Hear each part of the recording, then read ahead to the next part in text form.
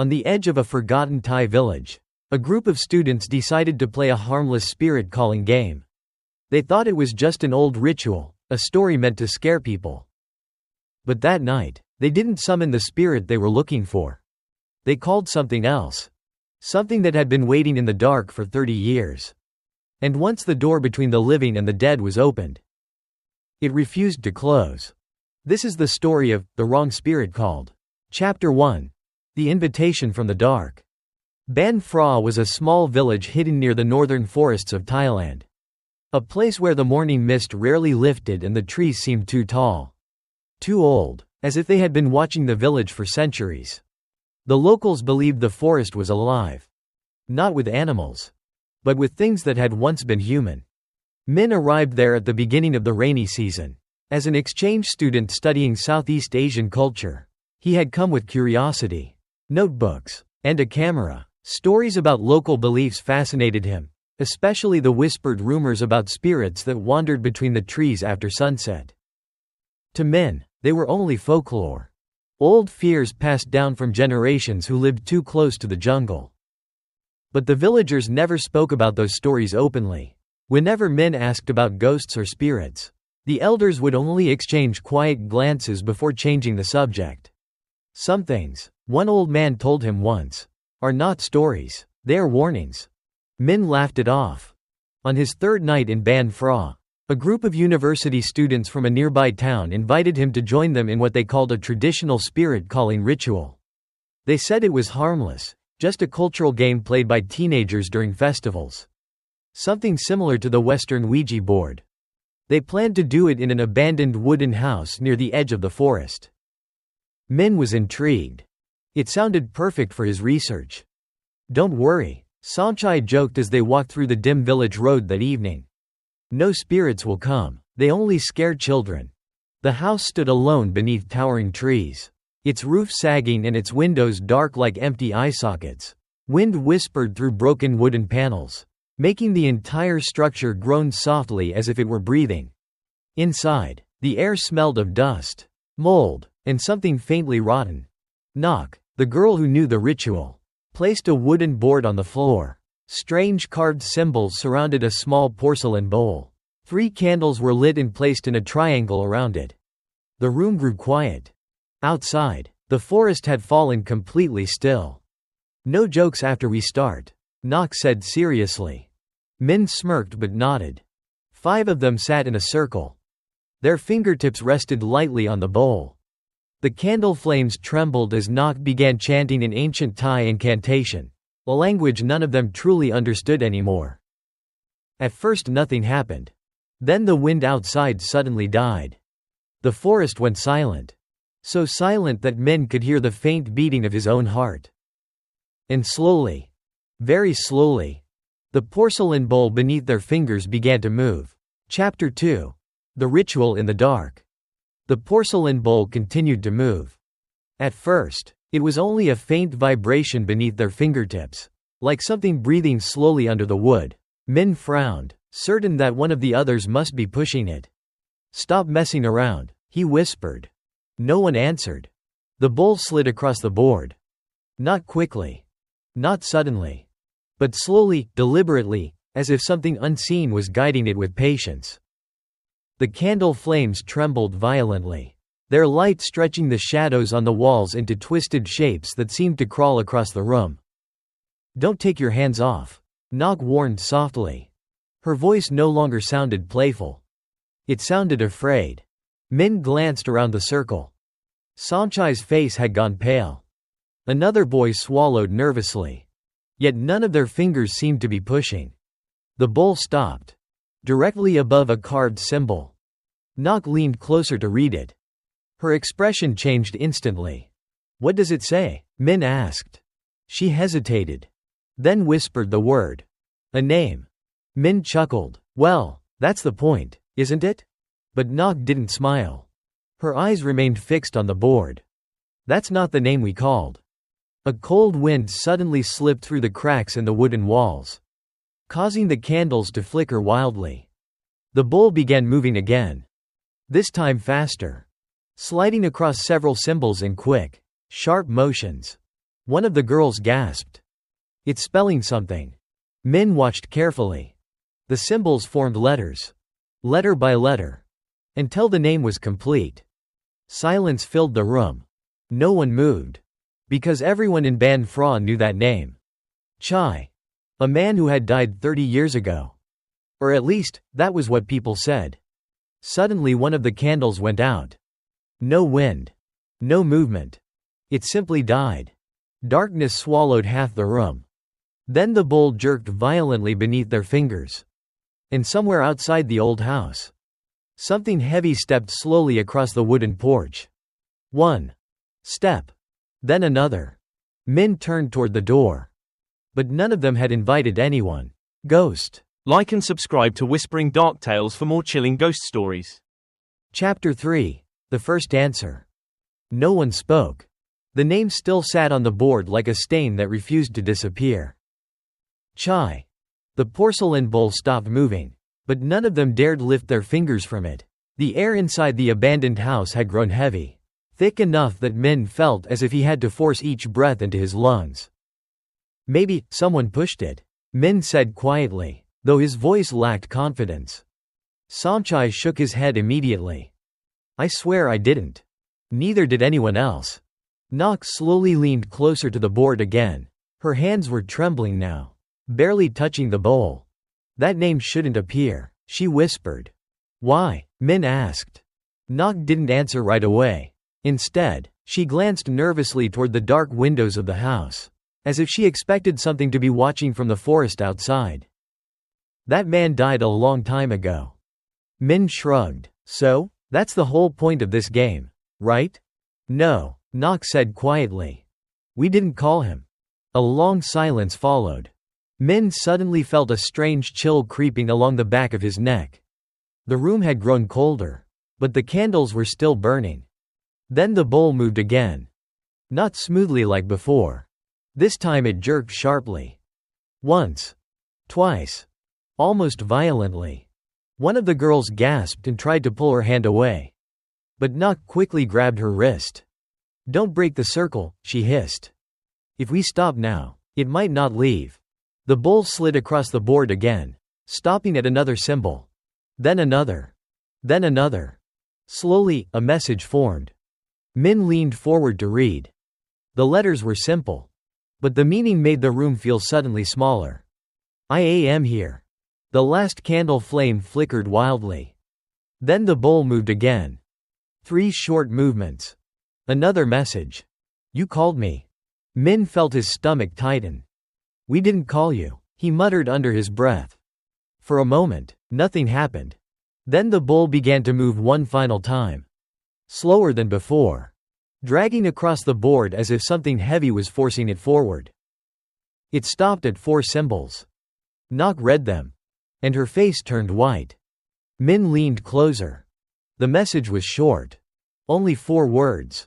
But they froze everyone in place. I was waiting. Chapter 4. The Uninvited Guest. The words on the board remained there like a curse. I was waiting. No one dared move. The porcelain bowl had finally stopped.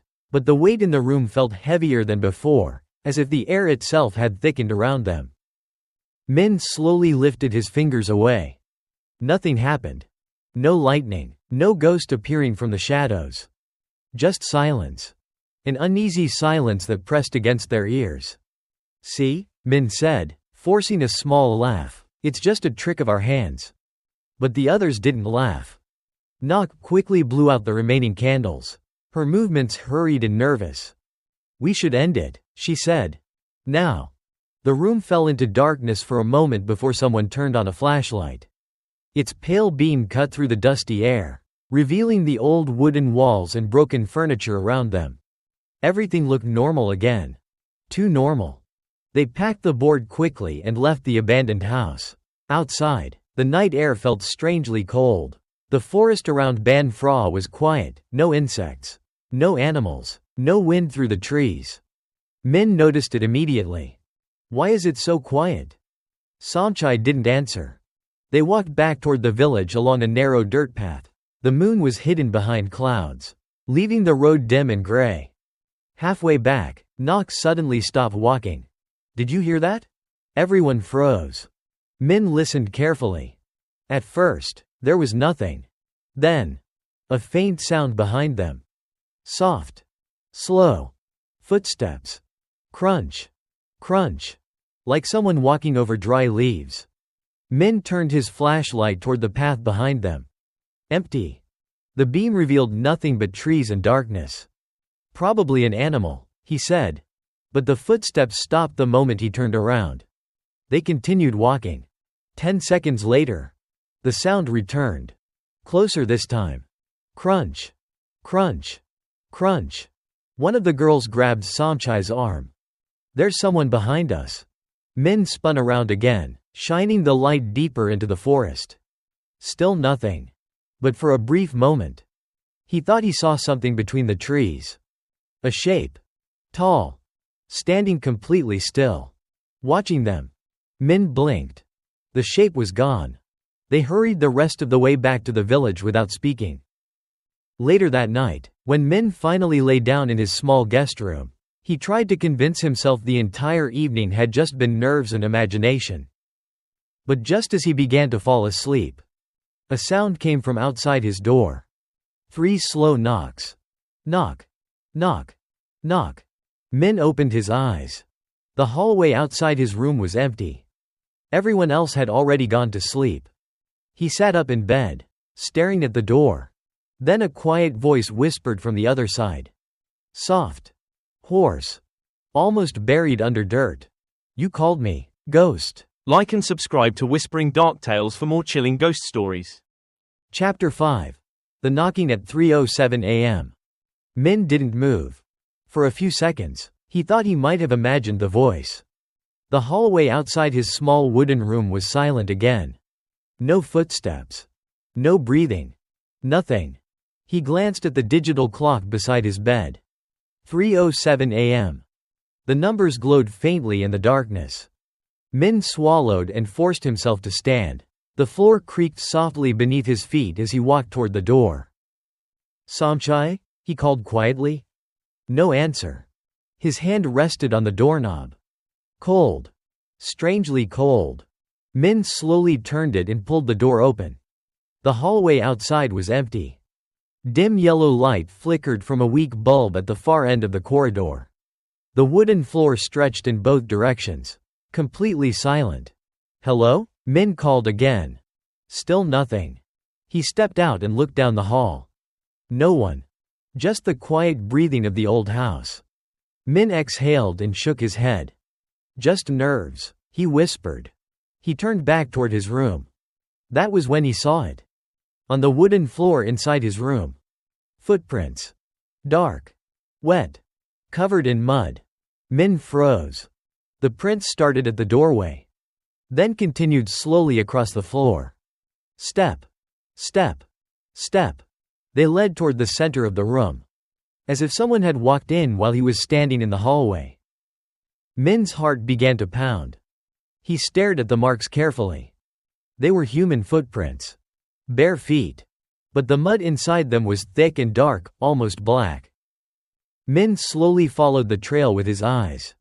The footprints reached the middle of the room. Then stopped. No turning.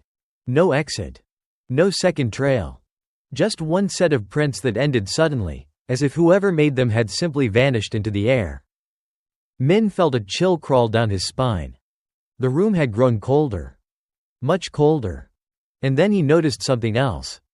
The mud inside the footprints wasn't dry. It was still wet. Fresh.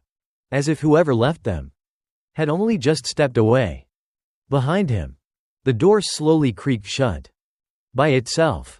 Min turned sharply. The room was silent again. But just before the door fully closed, he heard something standing in the hallway. Breathing. Slow. Heavy. Right outside the door. Chapter 6. The story buried in the village. Min didn't sleep for the rest of the night. He sat on the edge of his bed, staring at the muddy footprints until the faint gray light of morning slowly crept through the window. By sunrise, the footprints had dried. But they were still there. Real. Proof that what he had seen was not a dream. Min left the house early and walked through the quiet village streets of Ban Phra. The villagers were already awake, sweeping their yards and preparing small food stalls for the day. Life looked normal. Too normal. As if nothing strange had ever happened here. Min eventually found the oldest man in the village sitting beneath a large tamarind tree near the temple. His skin was wrinkled like dried bark, and his eyes carried the distant look of someone who had seen too many years. Min hesitated before speaking. "Grandfather, do you know someone named Chai?" The old man froze. For several seconds he didn't move at all. Then he slowly turned his head. "Who told you that name?" Min felt a chill. "No one. It came up during a ritual last night." The old man's expression changed immediately. "Fear. Real fear. You shouldn't have done that," he muttered. Min leaned closer. "What happened to him?" The old man looked toward the forest beyond the village. Even in daylight, the trees seemed darker than they should be. "That man did terrible things," he said quietly. 30 years ago, he murdered his wife." Min frowned. "And his children." Min's stomach tightened. The old man continued speaking slowly, as if every word carried weight. "The villagers caught him before the police arrived. People were angry, too angry. They believed the law would not punish him enough." "So what did they do?" Min asked. The old man closed his eyes. "They took him into the forest."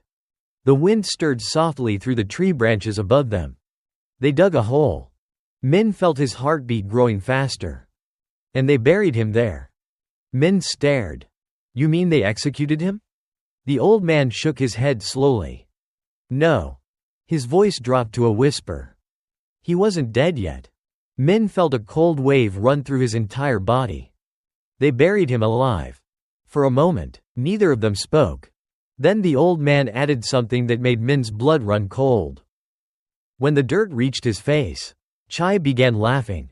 Min forced a nervous smile. People panic when they're about to die. But the old man shook his head again. "No." His eyes looked toward the forest once more. He wasn't afraid. Min felt the wind grow colder around them. "What did he say?" The old man answered quietly. Before the last shovel of dirt covered him, he said, "I will come back. I." Like and subscribe to Whispering Dark Tales for more chilling ghost stories. Chapter 7. The Dream That Was Not a Dream. That night, Min tried to convince himself that the old man's story was only a dark piece of village history. Nothing more. People told exaggerated stories about the past all the time.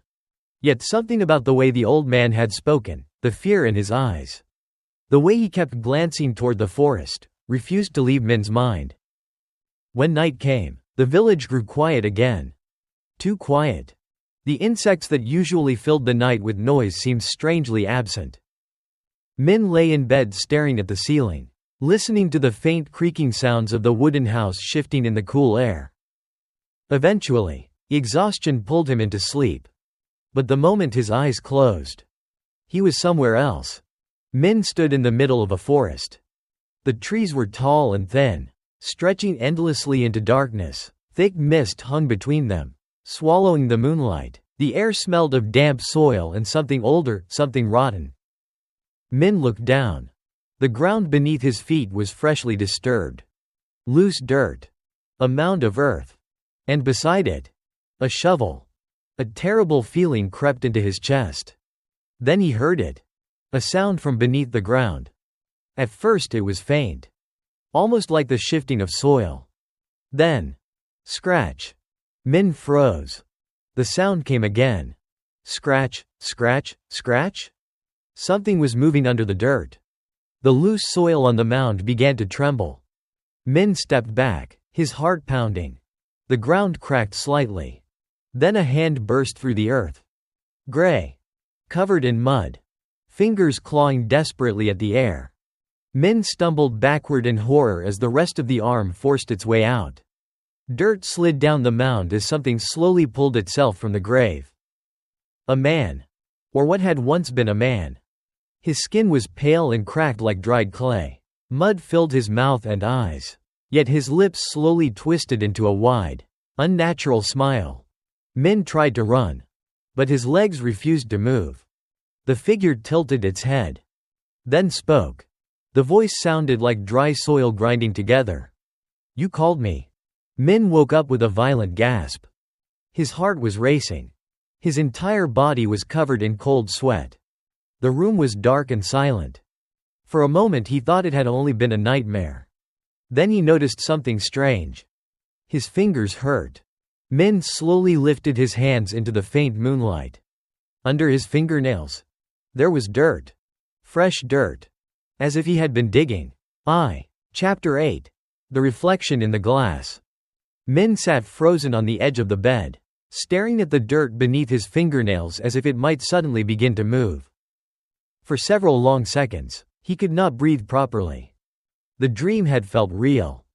Too real. The smell of wet earth still clung to his nose, and his fingers still carried a dull ache, as though he had truly clawed at soil in the dark. He rushed to the wash basin in the corner of the room and scrubbed his hands until the skin around his nails turned red. But even after the dirt was gone, the feeling remained. Something was wrong. Very wrong. Morning came slowly. Sunlight spilled through the thin curtains. Yet the room did not feel warmer. Min avoided telling anyone what had happened. He knew how it would sound. A nightmare. Sleepwalking. Stress. That was what he kept telling himself. By afternoon, the unease had become something heavier. A pressure.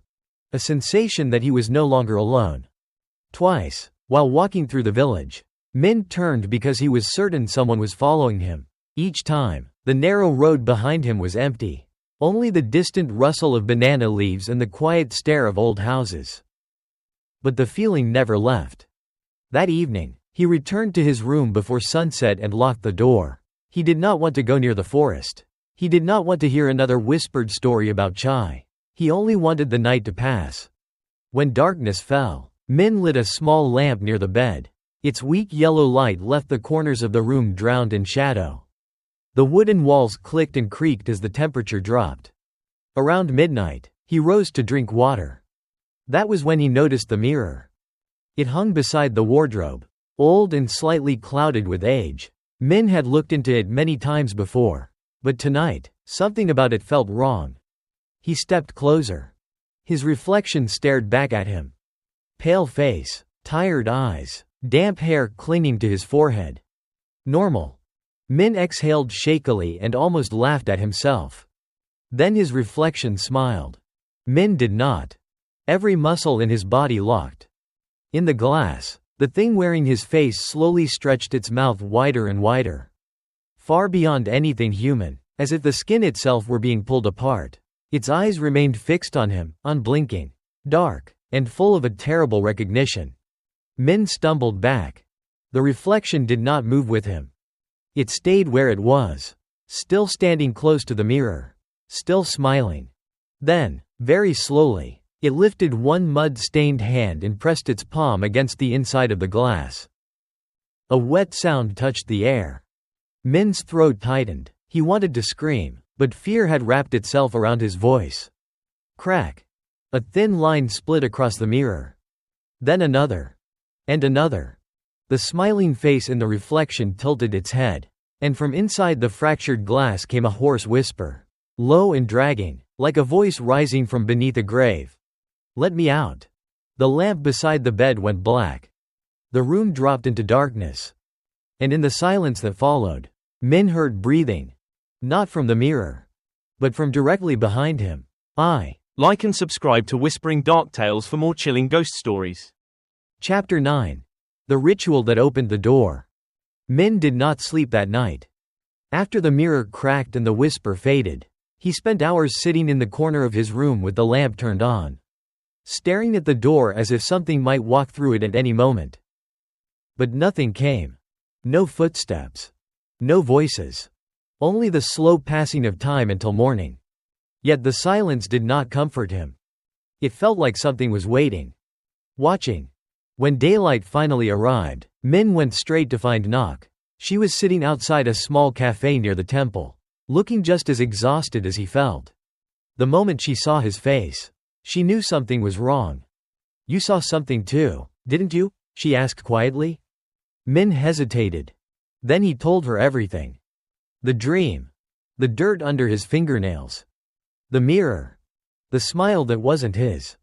Nock's face slowly lost its color. I was afraid of that, she whispered. Afraid of what? Min asked. That we didn't just call a spirit. Min frowned.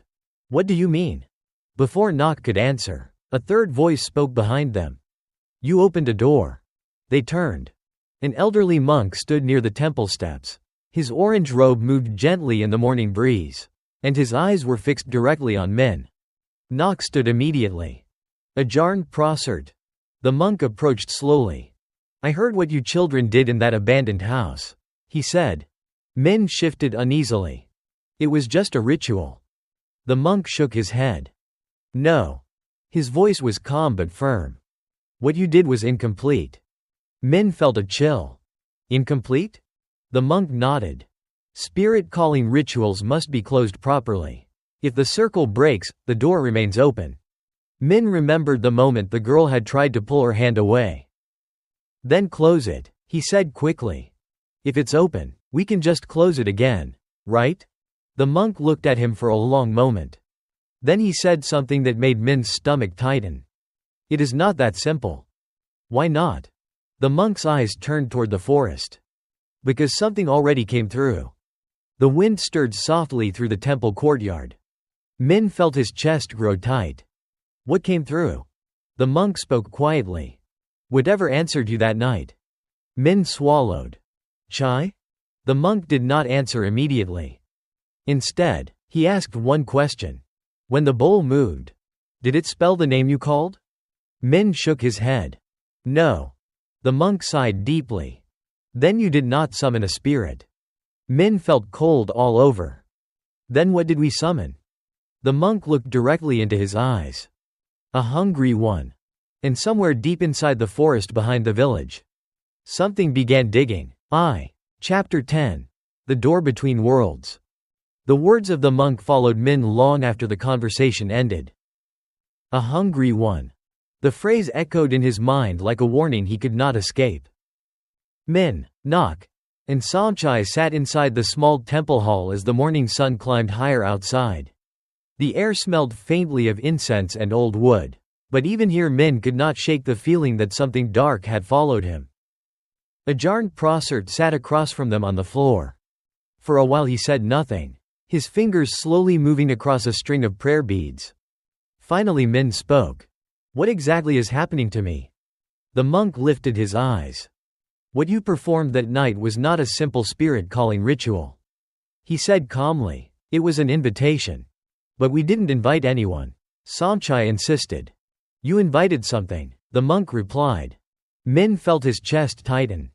What do you mean by a hungry spirit? Ajarn Prosert took a slow breath.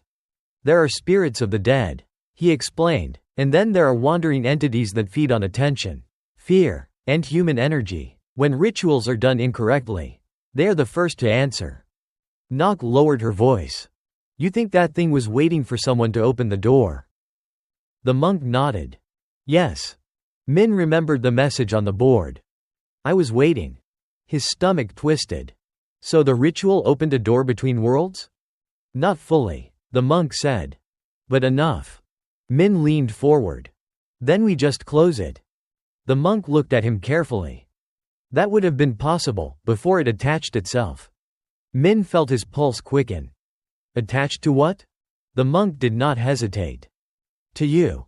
Silence filled the temple. Min stared at him. That's impossible. But Nock slowly shook her head. You were the only one who asked it questions, she said quietly. You were the one who spoke to it. Min remembered the moment he had challenged the message. We didn't call you. The monk continued speaking. When these things cross over, they look for a doorway to remain in this world. Min's voice grew tense. What kind of doorway? Ajarn Prosert's gaze did not waver. A living soul. Min's mouth went dry. Are you saying it's inside me? Not yet, the monk replied. But it is trying. A gust of wind suddenly pushed through the temple entrance, rattling the hanging bells outside. Their metallic chimes echoed through the hall. Min felt something cold crawl slowly along the back of his neck. The monk noticed immediately. You feel it, don't you?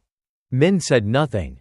Because at that moment, a voice whispered softly inside his mind. Low. Dry. Familiar. The same voice from the dream.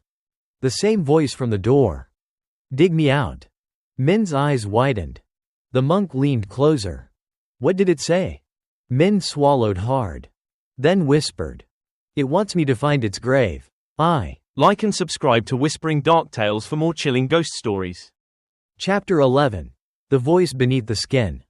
Min tried to ignore the voice. For the rest of the day, he stayed near the temple, hoping the chanting monks and the scent of incense would calm whatever had begun growing inside his mind. But the voice did not leave. It did not shout. It did not threaten. It simply waited. And every few minutes, it whispered the same words again. Dig me out. At first it sounded distant, like a memory fading inside his head.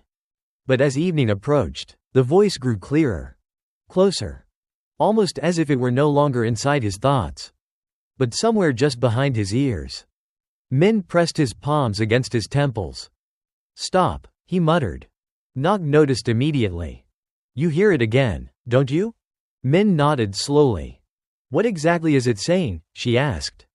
Min hesitated. Then answered quietly. It wants me to go into the forest. Somchai cursed under his breath. That's where they buried Chai.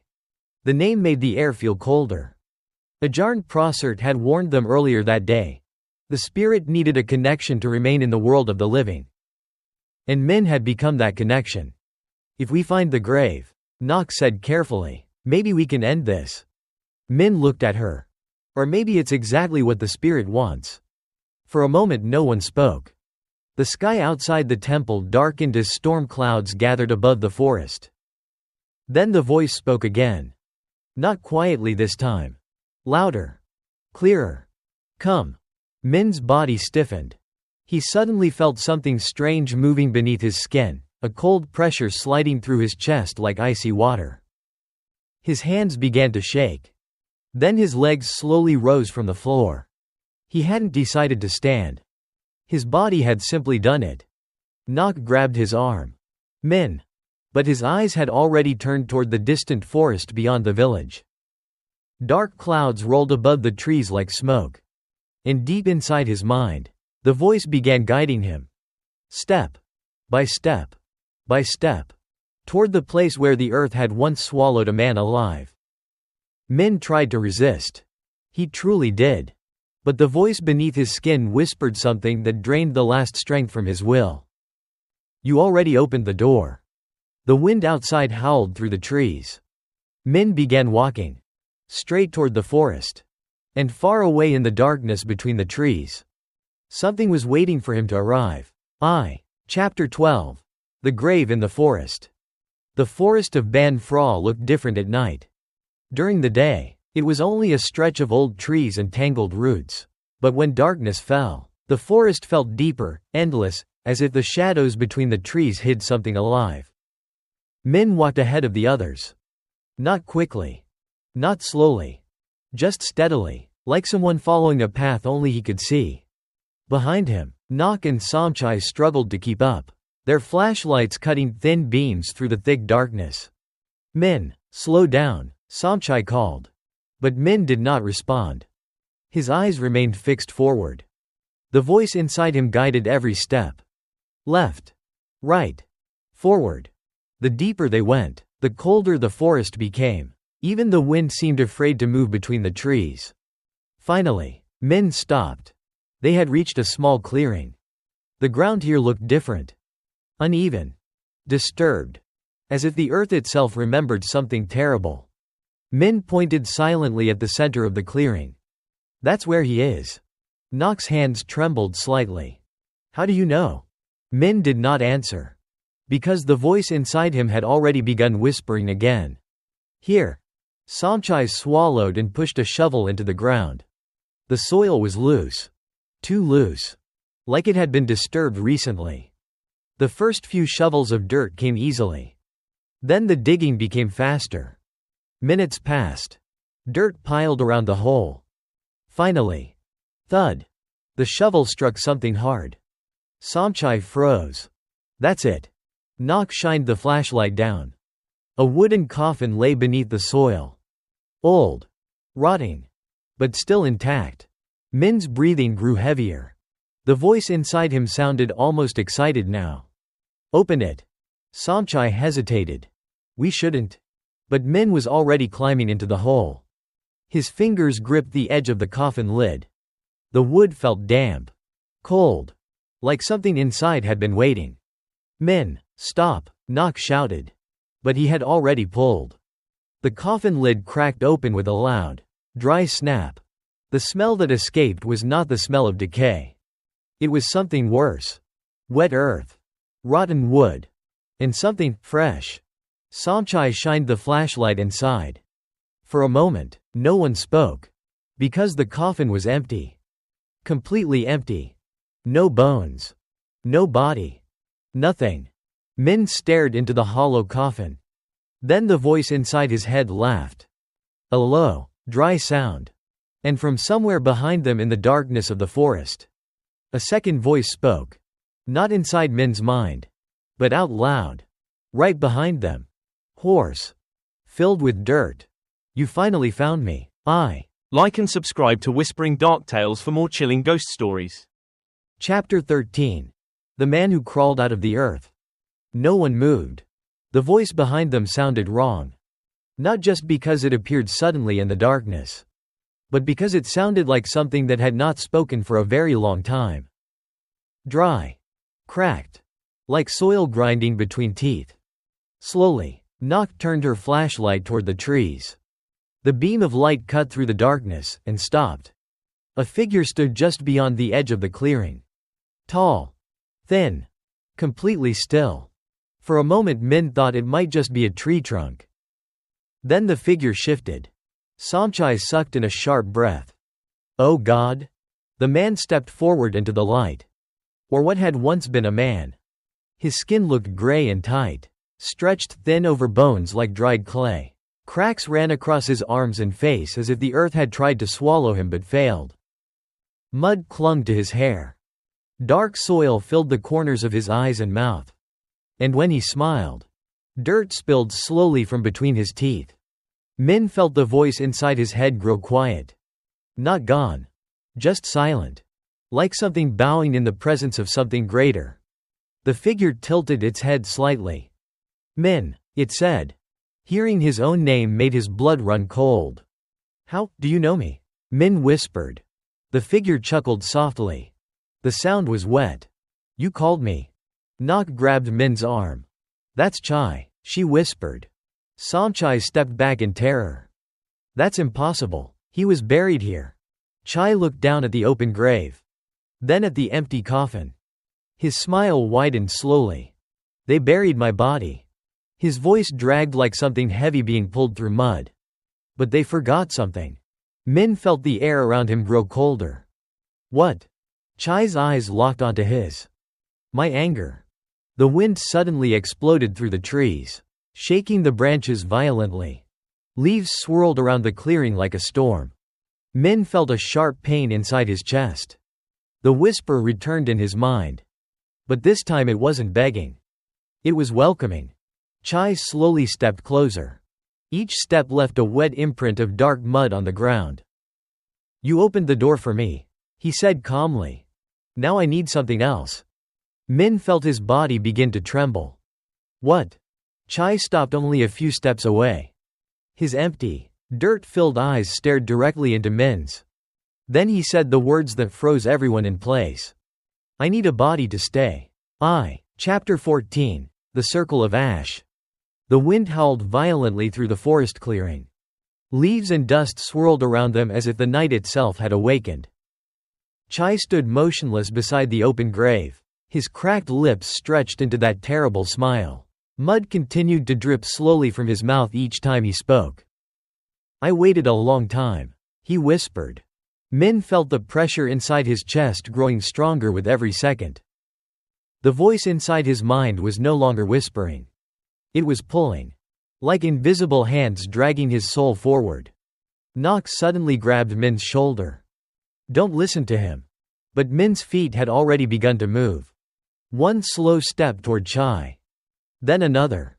Somchai quickly pulled a small pouch from his bag and threw a handful of gray powder onto the ground between Min and the spirit. The powder scattered across the soil. Ash. Sacred ash from the temple. Stay inside the circle, Somchai shouted. Working quickly, Nok helped him draw a wide ring of ash around Min.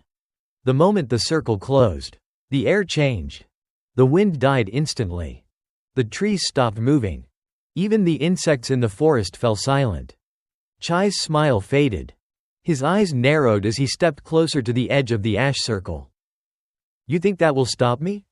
His voice sounded deeper now. More animal than human.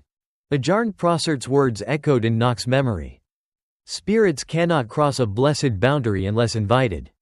Nok grabbed Min's face and forced him to look at her. Listen to me, she cried. That thing needs you to accept it. Min's eyes were unfocused. His breathing had become slow and heavy. Inside his mind, Chai's voice was no longer outside him. It was everywhere. Let me in. Min's hands began to tremble. The ash circle flickered faintly in the moonlight. Outside the circle, Chai pressed his mud-covered hand against the invisible barrier. Crack. A thin line appeared in the ash. Somchai's eyes widened. He's breaking it. Chai laughed softly. You cannot stop something that was already invited. Min felt the pressure in his chest rise like a storm. His voice came out barely above a whisper. I didn't invite you. Chai leaned closer. His face twisted into something unnatural. Yes, you did. His voice slid into Min's mind like cold water. When you said, we didn't call you.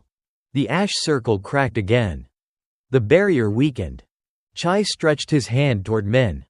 Now open the rest of the door. The wind returned suddenly, roaring through the clearing. The ash circle began to scatter. And Min felt his body starting to fall forward. Toward Chai.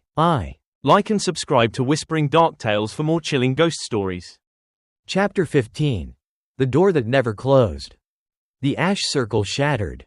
Wind exploded through the clearing like a storm breaking loose from the earth itself. Gray powder scattered into the darkness, leaving nothing between Min and the thing that had waited 30 years beneath the soil. Chai stepped forward. Slowly. Patiently. Like a hunter who knew his prey could no longer escape. Min's body trembled as the pressure inside his chest grew unbearable.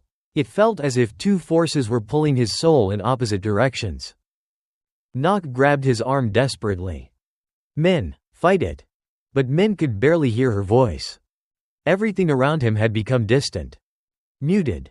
Inside his mind, Chai's whisper filled the silence. You opened the door. Min felt his knees weaken. I didn't mean to. Chai's cracked lips widened. But you did. The spirit reached forward. Its mud-covered fingers hovered inches from Min's face. The moment they touched his skin, the forest went silent. Completely silent. Min's body froze. His eyes widened as a freezing darkness poured into his chest like water filling an empty grave. Memories that were not his flashed through his mind. A wife screaming. Children crying. The weight of soil crushing down. The sound of villagers shoveling dirt. The feeling of breathing earth instead of air. Min gasped. Then suddenly, everything stopped. The wind returned.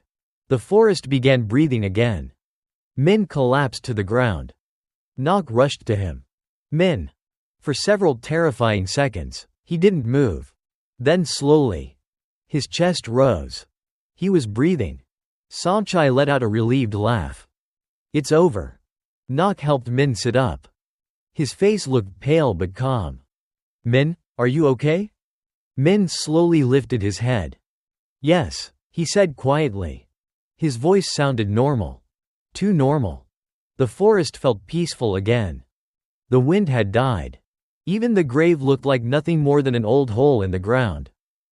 Far away, the first light of dawn began touching the treetops. Everything seemed over.